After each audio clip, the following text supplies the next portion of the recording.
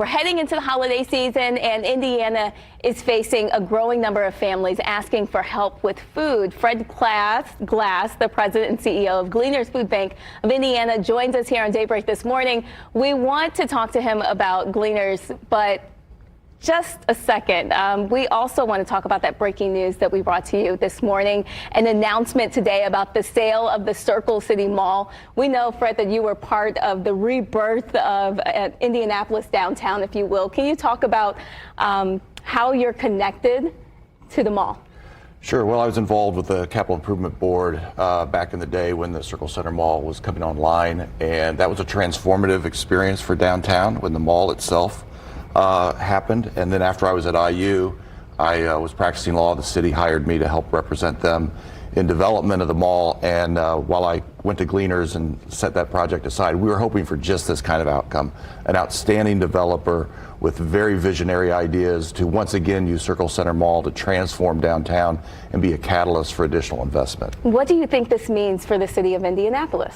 Well, I think we're on the cusp of a huge renaissance. So many projects getting ready to happen, and in some ways Circle Center Mall will be the anchor tenant, if you will, in a transformation of downtown Indianapolis with a lot of very exciting projects.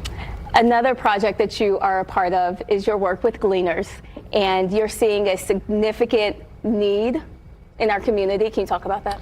Yeah, absolutely. So a lot of people understood that there was dramatic need during the pandemic. There was lots of visuals and lots of awareness of the need, but unfortunately that has not tapered off. In fact, it's increased. We had a record distribution of 48 million meals last year, which was a 17% increase over pandemic levels and 88% over pre-pandemic levels. It's a national phenomenon. USDA report shows that this is happening all across the country. So we're operating at a very high level of need. What's been particularly scary is over the last several weeks, that need has even spiked. So we've gone from serving maybe 17,000 households just in our pantry at Gleaners to 21,000 households last month. So we're trying to prepare ourselves to meet that need. We want to be a dependable partner. We will be.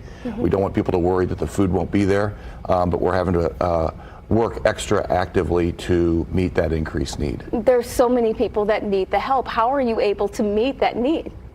It's sad, really. I mean, these are people who are working. You know, there's a lot of myths out there that these are people that aren't working, they're gaming the system. They're not. They're working at least one job, maybe multiple jobs, and they're finding themselves that the cost of living is just not being able to be covered by their ability to earn wages. So fortunately at Gleaners, thanks to our generous donors, we've made investments in boring things like refrigerators and freezers and distribution systems and fleets, so we can very effectively utilize the funds that we're entrusted with to translate that into more food for people in need. Am I understanding correctly that you guys are footing the bill for about half the amount of food?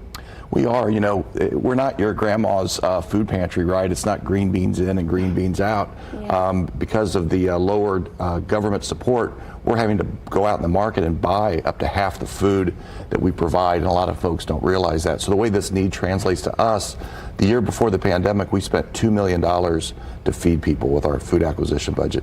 This year we'll spend $7.7 million to feed people, and what makes us nervous is this recent spike suggests that maybe the 7.7 won't be enough. So we're continuing to encourage generous Hoosiers to support Gleaners and people facing hunger in central Indiana. Fred, how can we help you? Well, first of all, our website can help both people who are in need. So if your listeners find themselves not knowing where their next meal is coming from, go to our website. We can direct you to a pantry. We can help you get food. That's our number one priority.